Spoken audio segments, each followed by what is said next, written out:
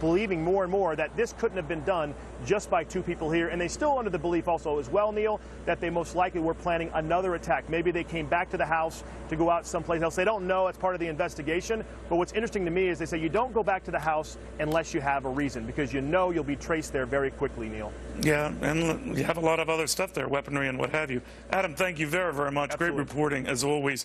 All right, so could two people pull this off exclusively? Yeah, two people could in waves buy all of this ammunition, as they apparently done over the years, thousands of rounds of that ammunition. But Brigitte Gabriel is looking at this and finding there must be something bigger at play. Brigitte, you're connecting dots just like the authorities. You know this mindset better than many. What's your sense?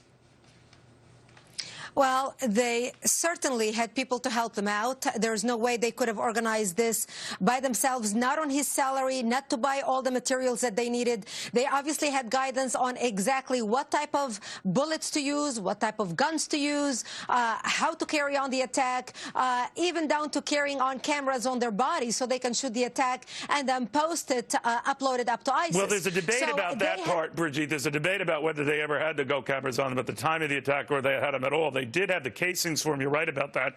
We don't know if they had them at the time of the attack. But you raised a very good point right at the outset, that it would require some help. Now, financially, they were not starving. I think certainly in Saeed's case, with overtime and everything else, he was earning about $70,000. So over the years, you could accrue this stuff. But again, to your point, it was very specialized equipment and the makings for even worse equipment. How would that go? We know of phone conversations. We know of anecdotal reports that both seem to have been radicalized, maybe individual at the same time. There's a lot of unanswered questions. Who would be doing that? How would it be orchestrated? Well, there's a lot of way to doing this. We know that ISIS is already embedded here in the United States. So they may know people, private informants that they were dealing with. They may have learned things on the Internet. Obviously, they learned a lot on the Internet because Debik, the ISIS magazine, and Inspire before that, the Al-Qaeda magazine, taught how to make bombs, what are the best Kalashnikovs to use. ISIS, as a matter of fact, just a couple weeks before the attack, came out with special instructions on what type of Kalashnikovs to use, what type of weapons to use that are most effective, what type of hand grenades, because of the way they inflict and kill people. So they are receiving the trainings on the Internet. And also, ISIS is providing people here in America how to blend and how to be able to transfer money without actually using money. They're teaching people, instead of wiring money through banks, knowing that the banks are being monitored, they're instructing people to basically put your money in jewelry, buy gold, because nobody's going to suspect that you But they were spent low-key ahead of this, Brigitte. They were very low-key ahead of this. We saw some aberrant behavior, certainly out of the wife in recent days prior to the attacks, but nothing that would be glaring.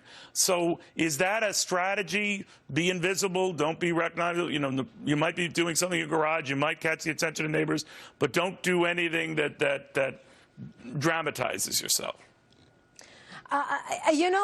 Neil, for the trained eye, what they were doing was so obvious. If somebody, for the neighbor to realize that they were up to something is not right. And for her to be afraid to come to the authorities because she was afraid of being called a racist.